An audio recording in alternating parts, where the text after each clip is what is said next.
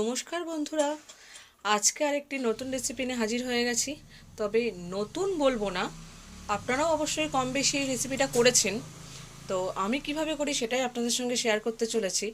আর একটু ব্যস্ত থাকার কারণে আমার অনেক দিন আপনাদের সঙ্গে কোনো রেসিপি শেয়ার করা হয়নি।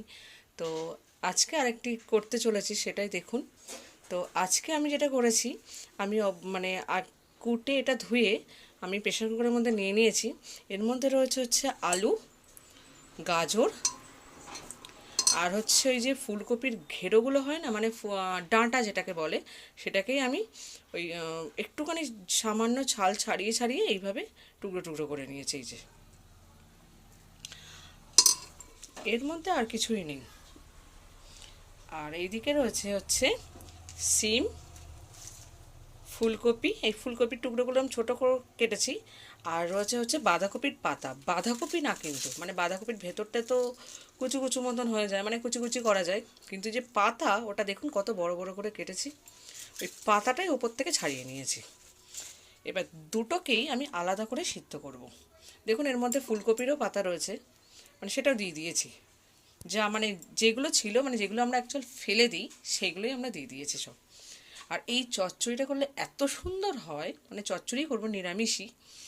তো এটাকে আমি একটু সিটি নিয়ে দেব, আর যে জলটা থাকবে তাতে ওইটা একটু ভাপিয়ে নেব। মানে এটা তো বেশি সিটি দিলে তো একদম গলে যাবে। তো এইটার থেকে, মানে এইটার যে জলটা হবে এটা তুলে এইটা আমি বসিয়ে দেব। তাই এটা আমি জল দিয়ে আর একটু লবণ দিয়ে আমি একটু সামান্য একটা কি দুটো সিটি দেবো। আমার প্রেশার কুকারটা তাড়াতাড়ি হয়, আপনাদের ওই প্রেশার কুকার অনুযায়ী সিটি দেবেন। তা আমার প্রেশার কুকারটা যেমন দুটো সিটি দিলে হয়ে যাবে।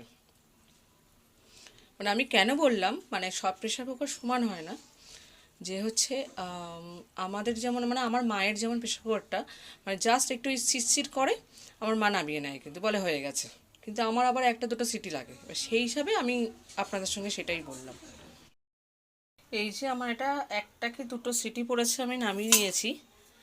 আর হচ্ছে এই যে আমি এইভাবে জল ঝরিয়ে তুলে নেব। আর বিশাল যে সিদ্ধ হয়েছে আমি বলবো না, কারণ এটা তেলের ওপরে দিলে এই যে নরম হয়ে গেছে। এবার এইটা আমি জল ঝরিয়ে একটা পাত্রে তুলে নেব। দিয়ে এবার এইগুলো এর মধ্যে দিয়ে, যদি একটু জল লাগে দেব, দিয়ে সামান্য একটু ভাপিয়ে নেব। আমি এই দুটো মানে ওটা সিটি দিয়েছি, আর এইটা হচ্ছে এমনি করে সিদ্ধ করেছি। এই যে এটা অনেকটাই শক্ত, তবে ফুলকপিটা আপনারা চাইলে এমনি করেও, মানে সিটি না দিয়েও দিতে পারেন, মানে ভাপিয়ে না নিয়েও নিতে পারেন। কিন্তু অনেক সময় গ্যাস হয় বলে, মানে একটু গ্যাস অম্বল হয় বলে আমি একটুখানি জাস্ট জলটা ফেলে দিলাম দিয়ে। আর এইটা তো এইভাবেই রয়েছে। এবার আমি রান্না শুরু করব। দুটো এইভাবে রয়েছে। আমি কড়া বসিয়ে দিয়েছি, কড়াতে তেলও দিয়ে দিয়েছি, প্রায় তেলটা গরম হয়ে গেছে। এবার এর মধ্যে দিয়ে দেবো হচ্ছে একটু পাঁচ ফোড়ন।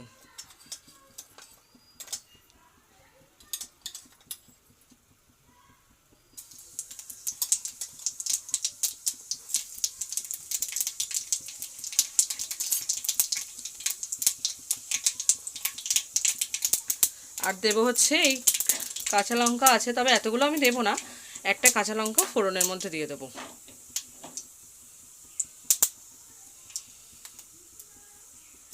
ফাটিয়ে দিয়ে দিলাম।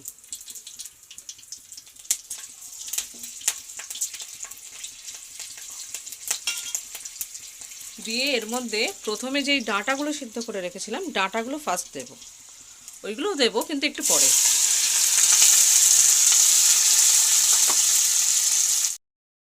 এবার ওটা একটু নাড়িয়ে দেবো।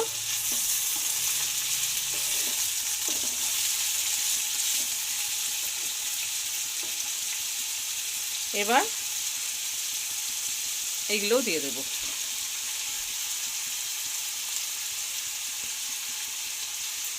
যেহেতু সব সিদ্ধ করা, আমি মানে আঁচটা একটু জোরেই রাখবো, মানে গ্যাসের একটুখানি এটা সিমে রাখবো না, জোরেই রাখবো। এবার এর মধ্যে একটু নুন হলুদ দিয়ে দেবো। একটু নুন হলুদ দিয়ে দিলাম, যেহেতু আমার সিদ্ধ করার সময়, মানে সিদ্ধ যখন বসিয়েছিলাম তখন কিন্তু আমি নুন দিয়ে সিদ্ধ করতে বসিয়েছিলাম। আর এখন সেই পরিমাণ অনুযায়ী দিলাম। এবার এটা একটু হবে, আর এর মধ্যে দু চারটে আমি কাঁচা লঙ্কাও দিয়ে দেবো, একটু ভেঙে দেবো হাত দিয়ে।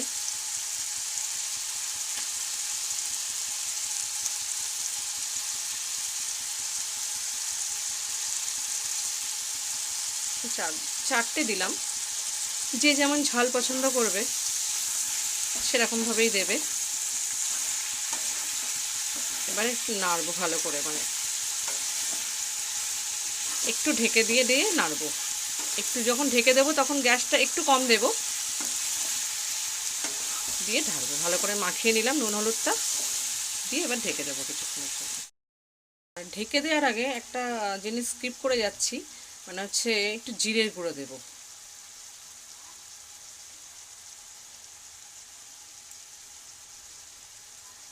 এবার ঢেকে দেবো, একটু মিশিয়ে নেব।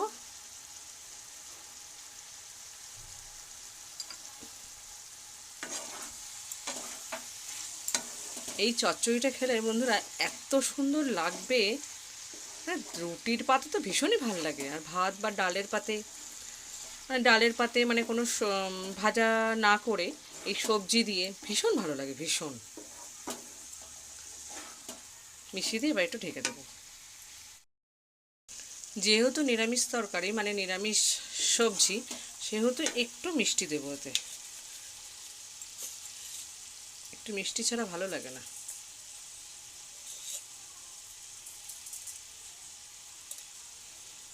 দিয়ে নেড়ে দেবো।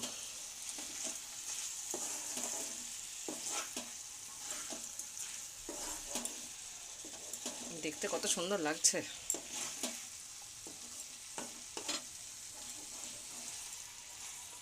আবার একটু ঢেকে দেবো। এবার একটু আদা বাটা দেবো।